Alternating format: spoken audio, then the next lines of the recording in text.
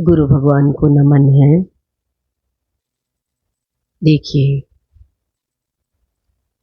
गुरु ने हमें बताया कि तुम चेतन हो। उस चेतन की पहचान हमें कैसे हो? हम देखते हैं कि शरीर से हम कर्म करते हैं। एक तो वो मैं है जिसके द्वारा सारा दिन हम शरीर से लगे रहते हैं। हम कहते हैं हमने ये काम किया, या हम ऑफिस गए, या हम बच्चों को छोड़ के आए, कुछ भी। और एक मैं है, और एक मैं है जो भगवान नोट कर रहा है। हमें हमेशा याद रहता है कि मेरा ये नाम है, मैं ब्राह्मण हूँ, मैं क्षत्रिय हूँ, मैं कहाँ पैदा हुआ, ये सबको याद है। वो कौन सी मैं है जिसको याद है? एक परमात्मा जो हमारे हृदय में विराजमान है, जो हर समय हमारे हर कर्म को नोट कर रहा है। वो बोलता नहीं है, वो चुप होकर के हमारा सारा हिसाब किताब लिख रहा है। हमारे लिए जीवन में किसका महत्व है? अगर हमें ये पूरी सच्चाई के साथ अभ्यास करके हमें ये पक्का हो गया कि परमात्मा हमारे अंदर में है, मैं चेतन हूँ, उसकी मैं के कारण ही हम इस शरीर से कार्य कर रहे हैं। वो साक्षी भाव से देख करके नोट कर रहा है, और हम एक मैं से इस शरीर से कार्य कर रहे हैं। अब उस परमात्मा का हमें सच्चाई के साथ पता है, तो आपके शरीर से कर्म कौन से होंगे? ईमानदारी के या बेईमान के? अब हमें अपने आप को देखना है कि हम हर समय काम काम में रहते हैं, और काम हमारा कौन सा है, ईमानदारी का है या बेईमानी का है? अगर हम बेईमानी का काम करते हैं तो हमने अभी जाना नहीं कि हमारे अंदर में परमात्मा है। गुरु हमें सत्संग के द्वारा ये पक्का कराते हैं, अभ्यास कराते हैं। जैसे एक बच्चे को शुरू शुरू में ओरल में अभ्यास कराया जाता है, A for apple, B for boy, और धीरे धीरे उससे फिर पक्का हो जाता है कि ए से आप कितने भी वर्ड्स बना सकते हो, पर ए तो पता है। ऐसे ही हम अपने जीवन में देखें तो सत्संग के द्वारा गुरु हमें एक ही बात पक्का कराते हैं, एक ही बात पक्की कराते हैं, तुम्हारे अंदर में, तुम्हारे हृदय में परमात्मा है, और वो आपकी सारी बातें नोट कर रहा है। देखिए, आप एक बच्चे को देखो, कोई काम कर रहा है, वो कुछ गलती कर रहा है, और माता पिता सामने देख रहे हैं, तो माता पिता क्या करेंगे? उस गलती को ठीक कर देंगे। उस बच्चे को कहेंगे कि ये गलत काम मत करो, उसे रोकने के लिए खड़े हो जाएंगे। पर भगवान भगवान हमारे अंदर में है, और हम सच्चाई जानकर भी इस शरीर की इंद्रियों से सारे गलत आचरण करते हैं। तो बेईमानी का मैं कौन सा है? इस शरीर का। शरीर से आप जितने भी कर्म करते हो, वो अगर हम धर्म की तरफ चलते हैं तो गुरु हमें पहले ही दिन बताते हैं कि तुम्हारे साथ भगवान है, और भगवान आपकी सारे कर्मों को नोट कर रहा है। पता लग जाए आपको कोई देख रहा है तो आप कितने गलत काम करोगे, कितना झूठ बोलोगे? आपको मालूम है कि मुझे कोई गलत काम नहीं करना। ऐसे ही सच्चाई के साथ जुड़े रहो, सच को जानते रहो। सच क्या है? तुम्हारे अंदर परमात्मा है, और परमात्मा है तो मेरी इंद्रियां अलर्ट रहेंगी कि मुझे कौन सा काम करना है। तो बताया कि कौन सा काम करना है। क्रोध किस लिए आता है? जब हमारी इच्छा पूरी नहीं होती। पर भगवान क्या कहता है? क्रोध के लिए आप अपने आप को जलाने को, गलत करने के लिए तैयार हो जाओगे। गुस्से में आप कुछ भी करने को तैयार हो जाओगे। और जैसे ही आपके अंदर में गुस्सा आएगा और आप गलत करोगे, तो क्या होगा? भगवान आपकी गलत क्रिया को नोट कर लेंगे। बोलेंगे कुछ नहीं, कहेंगे कुछ नहीं, पर नोट कर रहे हैं। पर उसका फल आपको भोगना पड़ेगा। कर्म में स्वतंत्र है, पर फल भोगने में परतंत्र है। तो कहते हैं फल तो तुम्हें भोगना पड़ेगा, करते जाओ। शरीर से कितने भी उल्टे कर्म करते जाओ, फल आपको भोगना पड़ेगा। भगवान क्या करेंगे? जानवर की योनि में आ जाएंगे, पर जानवर की योनि में भी आपका साथ निभाएंगे। चाहे कुत्ते की योनि मिल जाए, कुत्ते की योनि में भी दिल में आपके साथ होंगे। भगवान ऐसे हैं जो कभी साथ नहीं छोड़ेंगे, पर गलत का रिजल्ट गलत देंगे, वहां भगवान के उसमें रिश्वत नहीं चलती। पर व्यक्ति भगवान की तरफ जाने से बचता क्यों है? क्या कारण है? क्योंकि मैं शरीर से सारे काम, क्रोध, लोभ, मोह, अहंकार, सारे कर्म मैं इंद्रियों से कर लूं, और जब फल मिलता है तो कहता है भगवान जी मुझे ये फल क्यों मिला? तब गुरु रूप में एक संत आकर धरती पर हमें सच बताते हैं, भगवान हर योनि में आपके साथ रहा, वो नोट करता रहा।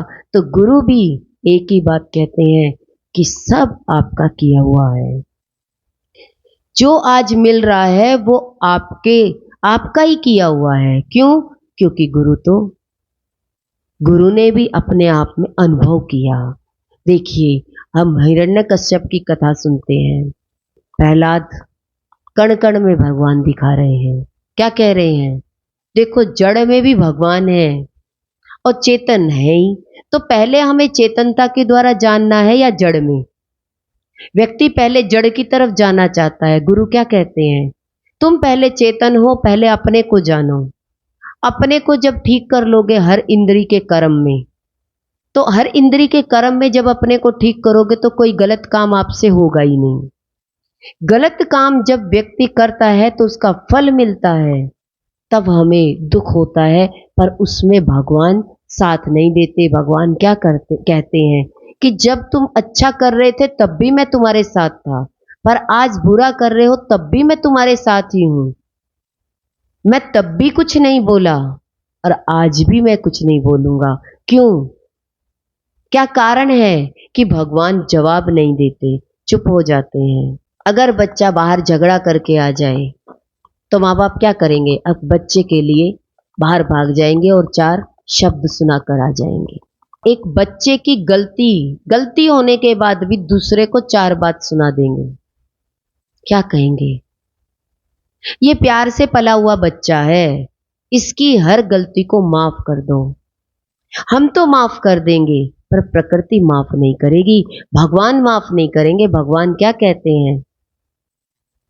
मैं सबके साथ एक जैसा व्यवहार करता हूं, मैं सबको नोटिस करता हूं, और नोटिस करने के बाद मैं इसके साथ जब फल का भुगतान मिलेगा तब भी मैं साथ रहूंगा, मैं इसका साथ नहीं छोड़ूंगा। इसीलिए कहा 84 लाख योनियों में भगवान सब योनियों में साथ रहे, फल का भुगतान करना पड़ता है तब भी भगवान साथ रहते हैं। गुरु सत्संग के द्वारा हमें ये समझाना चाहते हैं कि आप गलतियों से बचो। तो प्रहलाद ने हिरण्यकश्यप को दिखा दिया कि खंबे में भी भगवान है। पर हिरण्यकश्यप कहता रहा, कहां है तेरा भगवान, दिखा।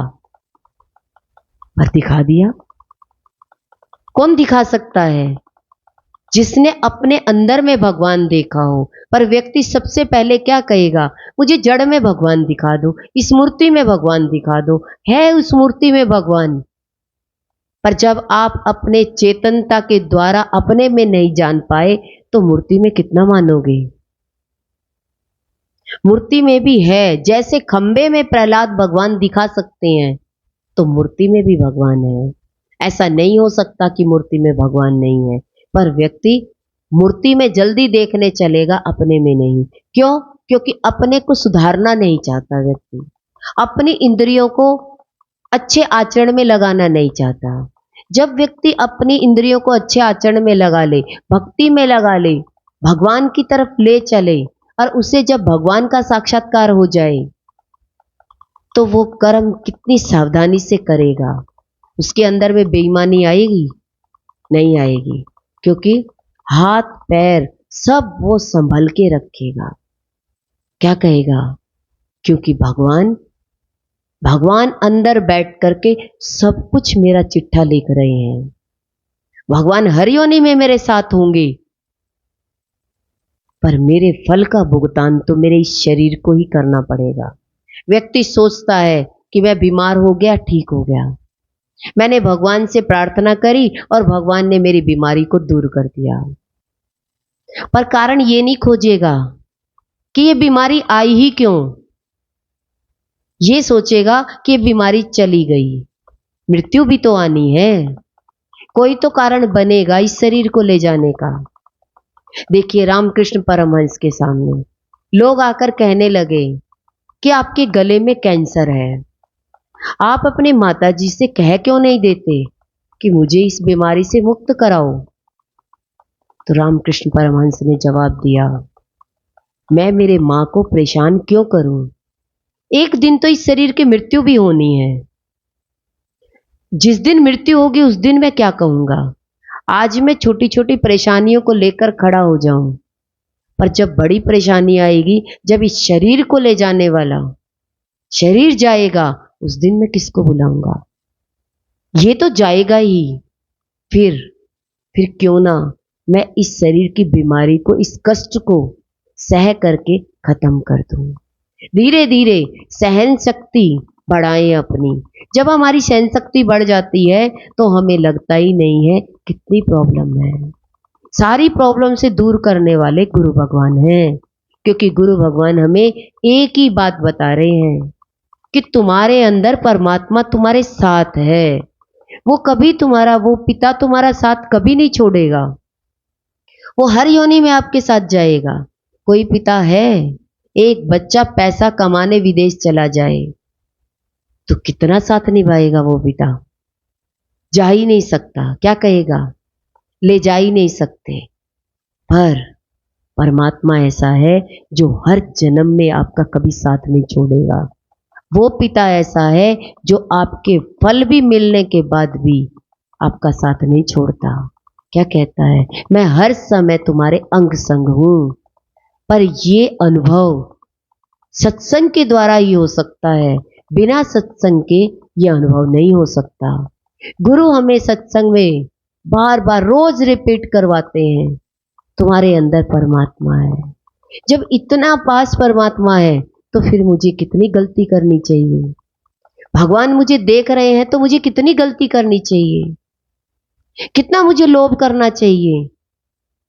भगवान तो हर समय मुझे दे ही रहे हैं। सबसे पहले अपनी पोटली को खोलते हैं और अपने बच्चे को देते हैं और क्या कहते हैं, तू दुखी मत हो, तू दुखी मत हो, तू परेशान मत हो, सब कुछ है। पर कब कहते हैं, जब वो दुखी होता है, जब वो उल्टे काम कर लेता है और उसको सही करने के लिए, सही ठीक करने के लिए उसके लिए तैयार हो जाते हैं। क्या कहते हैं, तुम परेशान मत हो, हम तुम्हारे साथ हैं। ऐसे ही भगवान कहते हैं कि मैं तुम्हें पहले ही अलर्ट कर रहा हूं, सत्संग के द्वारा संतों के पास बैठ करके रोज अपने चरित्र को अच्छा करो, अपने रोज के कर्म इतने अच्छे करो कि तुम्हें बुरे कर्म करने की जरूरत ही ना पड़े। पर व्यक्ति सुबह से लेकर शाम तक भगवान को याद ना करके संसार के सारे कर्मों को याद रखता है। क्या कहता है, घर में ये काम है, ऑफिस में ये काम है, हमारे को भगवान के लिए समय नहीं मिला, तो भगवान वो भी नोट करता है, क्योंकि आपकी उम्र को भी देखता है। कहता है इतनी उम्र हो गई पर तुझे अभी तक भगवान का नाम लेने का समय ही नहीं मिला। तो भगवान कहेंगे जब तेरे को ये फल मिलेगा तब मैं भी चुप रहूंगा। फल तो इस शरीर को ही भोगना पड़ेगा, दर्द तो इस शरीर को ही सहना पड़ता है, पर हमें अपने आप को मजबूत रखना है। देखिए हम एक वृक्ष को देखते हैं, हवा का चलना तो धर्म है, हवा तो चलेगी पर कमजोर पत्ते टूट जाते हैं, पर स्ट्रोंग पत्ते लगे रहते हैं। तो पत्तों के टूटने से पता लगा कि इनकी यहां से जड़ कमजोर है। ऐसे ही हमारे ऊपर कोई परिस्थिति आती है तो हम अपने मन को रुलाने लग जाते हैं। हम सोचते हैं कि सामने वाले मेरे रोने को देखकर कमजोर पड़ जाएगा, पर आप सत्संग में होंगे तो आप किसी के रोने पर नहीं जाएंगे। ज्ञानी की यही पहचान है, वो किसी के रोने को नहीं देखता, वो न्याय करता है। वो क्या कहता है, रोने की जरूरत ही क्यों पड़ी, क्या कारण है, गलती ढूंढो अपनी, क्या गलती है। अगर आपने अपनी गलती को नहीं ढूंढा और आपको किसी ने ताकत दे दी तो आप दोबारा फिर गलती करोगे। आप क्या कहोगे, बच्चा है गलती कर दी, तो बच्चे को समझ तो देंगे ना, या गलती करने का मौका देते रहेंगे। आज छोटी छोटी घर में गलतियों का मौका देते हैं तो एक दिन बच्चा बहुत बड़ी गलती करके आता है तो उसका सॉल्यूशन भी नहीं होता है। इसीलिए बच्चों को बचपन में ही छोटी छोटी गलतियों को सही कर देना चाहिए। देखिए, गुरु हमें एक ही बात बताते हैं कि तुम अपने को पहले जानो, अपने कर्मों को सही करो, अपने चरित्र को सही करो, अपने शरीर के कर्म ईमानदारी से करो, चालाकी नहीं। देखिए, भगवान तो सब कुछ आपका लिख रहे हैं, फिर आप भगवान को क्या कहोगे कि मेरे जीवन में फल क्यों आया। देखिए, जैसा हम बीज बोएंगे वैसा ही फल प्राप्त होगा। अब हमारे जीवन में कोई परेशानी आए तो हम भगवान को क्या कहेंगे। गुरु ने हमें सत्संग के द्वारा बता दिया कि सब कुछ आपका ही किया हुआ है, अब तो फल मिल रहा है, इसमें हम कुछ नहीं कर सकते। अब भी समय है, अब भी मौका है कि भगवान के रास्ते पर लग जाओ कि आप अपने शरीर के कर्मों को ठीक कर सको। पर व्यक्ति सत्संग से दूर इसलिए भागता है क्योंकि उसे ठीक होना पड़ेगा। तो क्या कहेगा, मैं भी प्रहलाद की तरह खंबे में भगवान दिखाना चाहता हूं। जिसने अपने में नहीं देखा होगा वो खंबे में देख लेगा। तो चेतन पुरुष कौन है, चेतनता कौन सी होनी चाहिए कि मेरा परमात्मा मेरे साथ है, मेरा भगवान मेरे साथ है, वो सब कुछ नोट कर रहा है। तो मुझे आंखों से क्या देखना चाहिए, कानों से क्या सुनना चाहिए, जीवा से कितना बोलना चाहिए और क्या बोलना चाहिए। पर क्या हमारी इंद्रियों पर लगाम है। पर हर एक व्यक्ति जोर लगा रहा है, मैं सामने वाले व्यक्ति को ठीक कर दूंगा। भगवान कहते हैं मैं इसके साथ ही बैठा हूं, मैं इसको इतना दंड देता हूं तब ये नहीं सुधरता। तो क्या आपके बोलने से ये व्यक्ति सुधर जाएगा। हम कितना समझाएंगे कि इंद्रियां सुधर जाए, अपने आप को सुधार सकते हैं, दूसरे को नहीं। पर हर एक व्यक्ति दूसरे को ही सुधारना चाहता है। देखिए, राजा जनक अष्टावक्र जी से ज्ञान ले रहे हैं, पर बहुत सारे साधक भी साथ में बैठे हैं। सभी साधक राजा जनक से चिढ़ते थे, अपोजिट चलते थे कि अष्टावक्र जी इनको महत्व क्यों देते हैं, क्यों, क्योंकि ये राजा है। सबके अंदर में यही भाव था, ये राजा है इसलिए इन्हें आगे बैठा के रखते हैं, इनको सम्मान देते हैं, हमें नहीं। पर गुरु प्रैक्टिकल करके दिखाते हैं। एक बार राज्य में आग लग गई, सब लोग अपने राज्य की तरफ भागे, पर राजा जनक वहीं गुरु के सामने बैठे रहे, ज्ञान सुनते रहे, कहते रहे कोई बात नहीं। कहते हैं आग लग गई है, आपके राज दरबार में आग लग गई, पत्नियां भी उनके अंदर ही है, वो भी जल गई है। तब भी राजा जनक अपने गुरु के साथ बैठ करके ज्ञान लेते रहे। देखिए, इतना ज्ञान में मन था कि ज्ञान सत्य है, पर सब देखने लगे कि सब तो दौड़ करके ज्ञान को छोड़ करके भाग खड़े हुए, पर राजा जनक नहीं उठे। वो गुरु ने अपने अंतःकरण में आग लगा करके बाहर परछाई में आग दिखा दी, पर राजा जनक जानते थे ये सब गुरु की लीला है। हम अपने को देखें, घर में थोड़ा सा कुछ हो जाए तो हम क्या कहेंगे, हम सत्संग में नहीं आ सकते, घर में आज ऐसा हो गया, सुबह सुबह उठे तो ऐसा हो गया। ये सब गुरु की लीला होती है हमारी पहचान के लिए कि हम कितना गुरु की बातों पर, गुरु के वचनों पर विश्वास करते हैं। जितना ज़्यादा हम वचनों पर विश्वास करते हैं, उतनी ही परिस्थितियाँ हमारे जीवन में आनी बंद हो जाती है। ये आग बाहर की दिखाई देती है, हमें बच्चों की आग दिखाई देती है। ये कहाँ से आती है आग? कहाँ से आ रही है? गुरु हमें परछाई में दिखाते हैं, हमें वो सच आग लगती है तो हम कहते हैं हमें वो ठीक करनी है, आग बुझानी है। आग कहाँ से बुझेगी? ये तो आपका एग्जाम था, आपका पेपर था कि आप कितने पूरे रहे गुरु के वचनों पर। गुरु ने कहा तुम्हारे अंदर परमात्मा है, तो उस भगवान पर हमें कितना विश्वास रहा।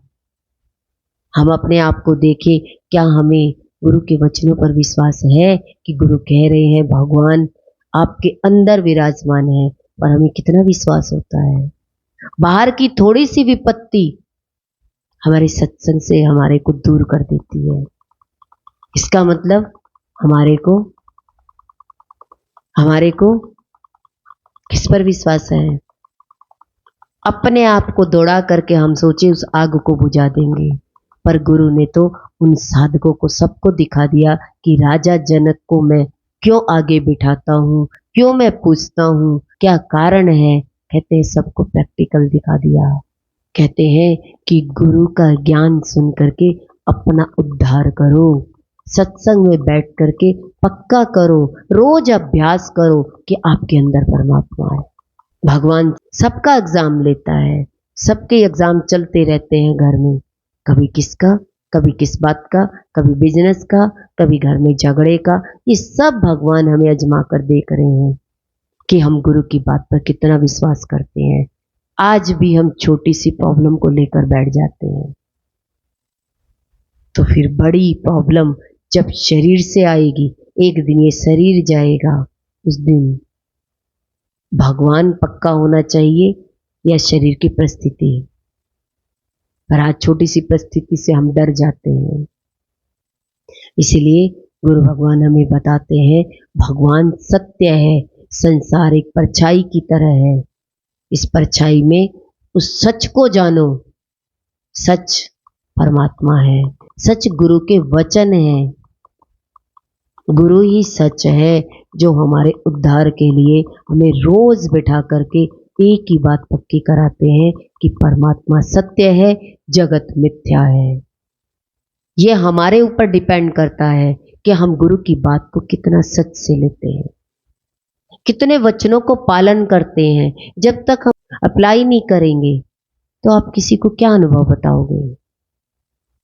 हर एक व्यक्ति से पूछो बताओ तुम्हारा अनुभव क्या है, चुप हो जाते हैं। क्या अनुभव बताएंगे? क्योंकि आजमा कर ही नहीं देखा।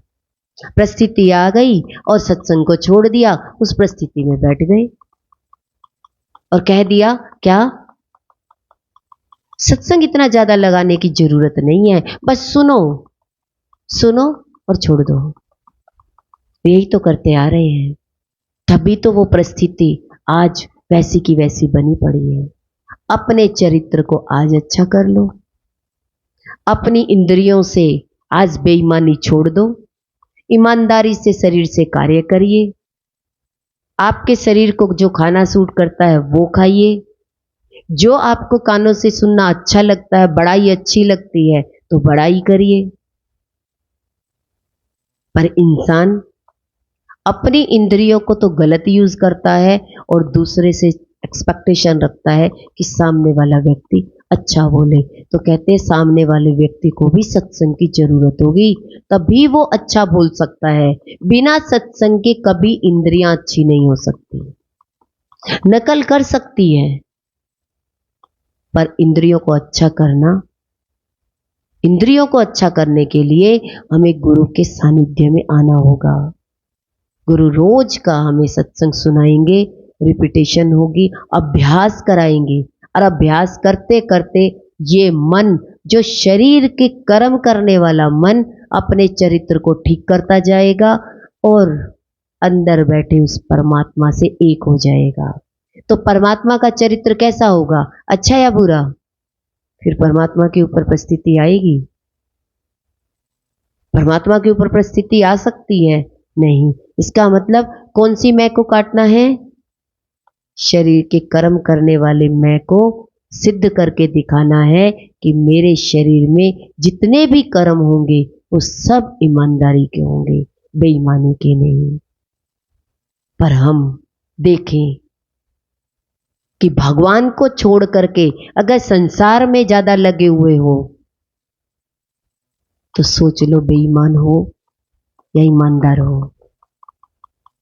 कराने वाला परमात्मा, सारा फल देने वाला परमात्मा वो साथ है, उसको छोड़ करके इस शरीर का साथ निभा रहे हो, पर शरीर तो एक दिन चला जाएगा, परमात्मा तुम्हारे साथ रहेगा। गुरु भगवान के अनंत अनंत शुक्राने हैं।